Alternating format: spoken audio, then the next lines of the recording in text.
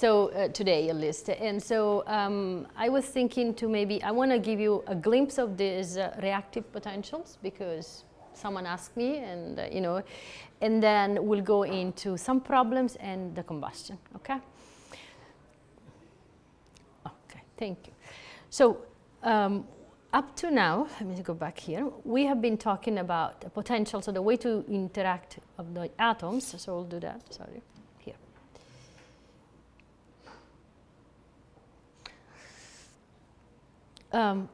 For chemical reaction, because until now, like a Lennard-Jones potential is just how they repel and attract each other. It's no bond making or bond breaking.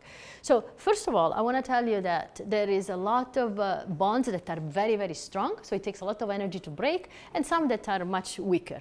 So just an example, so the primary bonds that are strong, you can think about metallic, covalent, ionic. The ones that are weaker, van der Waals interaction, for example, you know, other metallic are non-directional. This is the whole list, but this will take more energy to break, okay? And difference of material properties originate from different atomic interactions of the system. Okay, so if I look at this molecule, are all bonded the same? So the bonds depend on the environment. So in this case, you have a G2H6, stable configuration here. If I add the nitrogen here, now the situation changes. So in other words, if I have this red atom here in situation A or B, is different. So the bonding energy in the red in A is 6 times the bonding energy of B, right? So this is different. So what if we can define this as Z now, that is a coordination? So how many immediate neighbors an atom has, okay? So the bond strength depends on the coordination. So this is a strong bond, this is divided 6 times. Okay, so what you see here is that if you have a pair potential, this is the number of coordination that you have in the molecules. So before it was 1 or 6, and this is Z pair potential, how it goes. So the chemical reaction, what is the problem? The problem is that you have those kind of bond, right? For example, let's say that you have an sp2 here, carbon-carbon, okay? And then you have an sp3 here, so single bond. Now I'm going from, let's say that the reaction happened, you're breaking the double bond, and now you go to sp3, okay? How do you do that? How do you, so you can have an energy for this type of bond, and you can have energy for this other type of bond. But what about the transition point? And what, I mean, how can you link those two? You know, so if you have a potential like the one we described up to this point, that is function of the distance only, then you will have different curves and no way to connect. So why we cannot model the reaction with the spring-like potential? Well, because if those type of a bond are function of these K parameters in this way, that basically are valid only for a particular type of model. So if you look at this description with R, for example, and K, the distance is okay, but K is a problem. So I have a different K as I move to different structures. So I need to find another way to do that. So how can one describe the transition energy during the chemical reaction? Okay? And so you have A, you have B, but you have also A and B together. So this was kind of a very brilliant, if you want, way to look at this potential. So so molecular model that is capable of describing some chemical reaction was a kind of big innovation and very smart. So a continuous energy landscape during the reaction is important. So you cannot have a jump, okay? And you also don't want any typing. So you don't want to, you just want to know the elements. You don't want to say sp2, sp3, okay? And then you want something that is computational efficient. So more than 10,000 atoms are okay to deal with. So the bond order parameters, and one of the most famous is ReactFF, that I've seen, is basically this. You decide that the strength of attractive part, so remember that Lennard-Jones, for example, you has an attraction and a repulsion. So you modulate the strength of the attractive part using the coordination number. So no more the distance, but the coordination. The atom, how many connections does it have? And so what you change, this K that I showed you before, to something that depends on Z. okay? And this is a continuous energy landscape during the chemical reaction. So those are some examples. Those are from triple bond, double bond, single bond, you have different curves. So you have an attraction, and then depending on the bond is going to change. So you can parameterize the force field to represent the different chemistry. And so instead of having SP, SP2, SP3, SP whatever R, I'm going to say only the bond order. So this one has one relation with this guy. This one has a double bond. This is triple bond. Okay, so it's the number of connection. And so allow for a more general description, and all the energy term depends on bond order. And so this is an historical perspective. It started in 1985, and until now, there is still a lot going on. And again, when I was young, I worked with those Tersov, with Ribo. Those are all variation, and more recently, there is also ReactFF. That is it. So let's talk for a second about ReactFF. How does it work? So what you have is that the energy of the system is the two-body interaction. You have three-body, four-body, and then you have a multi-body. But the total energy is expressed as the sum of those terms that you have seen before, but they are all in terms of bond order, okay? So no more atom typing. And so it becomes something like this. For example, the bond energy, you have a description that is some kind of mathematical formula, but it's functional only of BO, okay?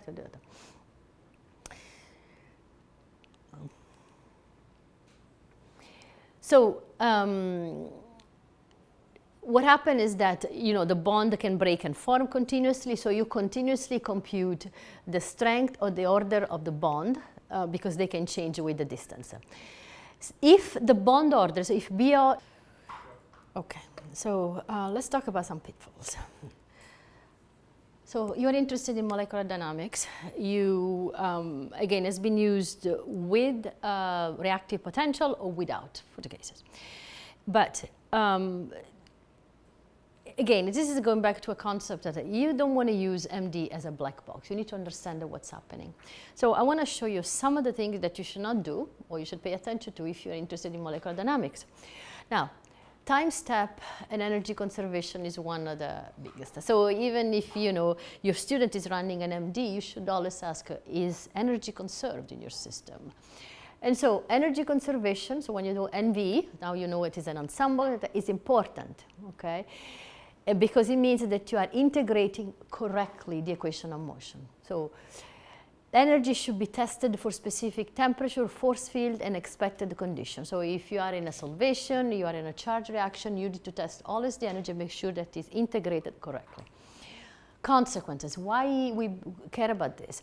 Well, first of all, if you choose an incorrect time step for the integration, you can have unstable simulations, if you're lucky, or you can have a complete shift in the observed property, so less stable aggregate, underestimate of the uncertainty.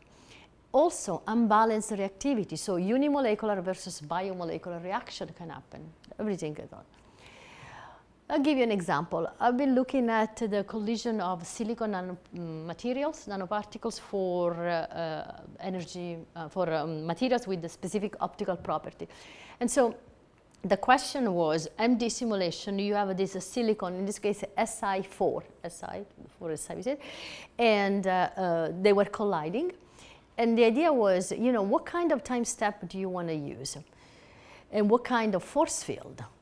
So I want to show you the result. So this is over time, the energy, and I was looking at one molecule in a box. So this is Si4, so one molecule, and using two different potentials that I was looking at with different time steps. So this is a Tersov potential, this is ReactFF, so reactive, both of them.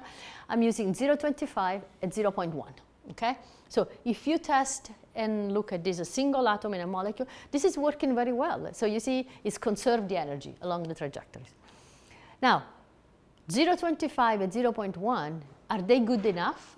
Well, not for the process. If you're interested in collisions, for example, between different species, it doesn't necessarily mean that what's good for the single is good for the collision. And so for ReactFF, even 1/10 is still too long. Some energy disappears during the simulation because you have aggregates that are more stable than they should. So what you have here is just to show you that. The first two are the atoms alone. So I have Si4 and Si4. Now I'm looking at collision, okay, with similar time step also. And so in order for react-FF, the same one. So I have a collision Si4 and Si, and I'm using 0.01 femtosecond, so small time step. Remember, the shorter the time step, the longer it takes to integrate, the less time you can run your MD simulations. And so what you see here is that over time, it does not conserve the energy anymore, okay? This is an example. While I use instead TERSOF, now if I have react-FF for the same system, look at the green, I need to go to a time step that is 0.001 femtosecond to conserve the energy. Orange is another potential TERSOF. It still needs a low number. So time step, it's very important the way you choose. And conserving the energy is paramount when you look at any type of simulation, especially collision. Don't assume that what is good for the atom individually will be good also when you have collisions. Time step, so we needed to balance. This is the one I showed you before. And now let's look at an example. This is a box of Lennard-Jones. So I have argon system, and I have Lennard-Jones potential. This is the total energy as a function of time that I showed you before. Looks like this. And this is the exact trajectory of one argon atom. So he does something like that, okay?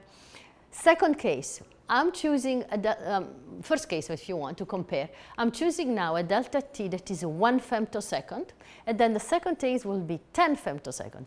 What you see in the energy here is that now delta T equal to 1 femtosecond give you this blue trend.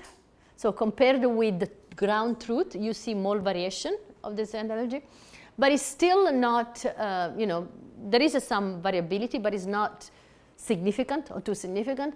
But what you see here is that instead of having this red pathway that is the right one, what's happening with this integration of the delta T is basically going other places also, okay? So the ground truth here is not, if you want to repeat it. If I go delta T of 10 femtosecond, that helps me with my integration. I integrate, I'm going faster, I can run for a longer time. Well, look instead what happens here. Okay, so the energy is overall changing a lot, and what happens here is that you cross another pathways also. So if you have more energy, if you are getting more energy, you have more ability to do things, right? And so your energy can go in different modes, as we talked yesterday, so you do different things with the stuff. So the balance between the right time steps is very important, and the conserving the energy when you do the simulations. Force field. I told you there is react. I think there is many more that we've been using. Many people, they just blend those things. Now, classical force fields cannot capture all the properties simultaneously, okay? You need to choose the force field that is interesting for your system or for your experiment, and are targeted for a specific application. So if you want a force field that, for example, is able to reproduce the boiling temperature of your system, okay, you cannot use for another application very well, or completely different application. So they are parameterized for specific application. So the parameterization involved steps. So don't change your mixed force field without testing. If you want to do it, make sure that you test.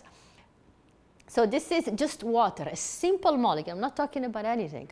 This is looking at all the different water molecules, force field available in the literature, and you know, how the, for example, this is the self-diffusion coefficient, changes if you mix and match some of those. You know, if you take 3 points, if you take 4 points, 5 points, or polarizability. This is the time history, if you want, of those. So gas phase is a low density. So in an MD simulation, nothing happens. If I take the density that I see in a flame and I put it in MD simulations, density is too low. Okay, so I have to wait a long time for two molecules to find each other in the box. And so what has been done is usually go into higher temperature, pressure, and composition. So your system is 1500 Kelvin. They run at 5000 Kelvin because basically they want to accelerate things. So they meet the. Now, if you change in pressure or in density, what happened, I just want to tell you what are the physical processes that you are affecting. So the energy distribution, you remember the partition function? There is a temperature. So instead of running at 15, I do a 5000, the energy distribution and equilibration changes. You can have rate changes between a unimolecular and bimolecular reaction. The interaction with surrounding species also will be dramatically different, because if you add more species to increase the concentration, you will have a different behavior than in a vacuum. So those are all things that people have done at higher temperature, high pressure, and high composition of the bulk system. So you don't do it. Time versus density trade-off. So the idea is that the mean free path, so how much those molecules are traveling, is inversely proportional to the density. And then, so people have done this. As I said, you know, my free pathways is inversely proportional to the density. That is somehow related to tau. And so what you do, you can use higher density for the delta T. And this works only if you have a hard sphere. No rotations and no vibrations, because in the moment you have a higher density, you are basically affecting all the way the energy is distributed inside, okay? So don't do that. Don't use for reaction only for rigid molecules, okay? Rotation and vibration and energy distribution are not accelerated with that. So you're not accelerating those because you're just redistributing them. So this is not working with you. Beware of the assumption. So is data distributed normally when you have a mass spectra? How does the uncertainty propagate? So if you have you know, an uncertainty at the beginning, how does it move along the simulations things? And then are the quantities, so is data decorrelated? Correlated data leads to uncertainty. So you need to be aware of what happened before also when you compute some of the property, and you need to make sure that they are decorrelated. So what you see here is decorrelated. Hello. I bet it's overheating. Yeah, so the problem is the air conditioning in this building is having a problem. Yeah, tell me. The projector is overheating. Yeah. There's absolutely nothing I can do about it. Okay, thank you. Anyway, yes. Now we are almost done anyway. And so once you take into account the uncertainty, how does your result are influenced? So, okay, error analysis, block analysis is something that you should always do when you run those simulations. Look at the uncertainty, okay? Always. Okay, so the uncertainty now is 4 times larger than the initial estimate. So if you look here, now look at this, see, okay, so this tells you that the data is not really good at this point. Okay, so I wanted to show you some pictures, some application, but I think for this I really needed a big monitor because otherwise you don't see anything. But what I would like to do is basically help with the molecular dynamics to look at how those pHs interact here, why we use MD, and what kind of information we can get. So I need the model at the end. I've given you a lot of atomistic molecular information, but we needed to scale up. So what I would like to do tomorrow is to show an application MD in the combustion. And so what I have done for those, what kind of question I've been able to answer. And then we'll take all those data and use machine learning to understand some properties, okay? And then I would like to finish with application in a little bit of a kind of a branching, not only combustion, but also look at some of the biology that I have done, just to give you ideas. Again, when I started this, putting together this class, my idea was to give you option, maybe something that you can see interesting or can easily be related to your work, and maybe you can leverage. So that's my plan for tomorrow, and hopefully this will work. So thank you for staying with me. These things has been an adventure. I think it's good. It keeps us on our toes. Otherwise it becomes too boring. So any questions for me? Anything that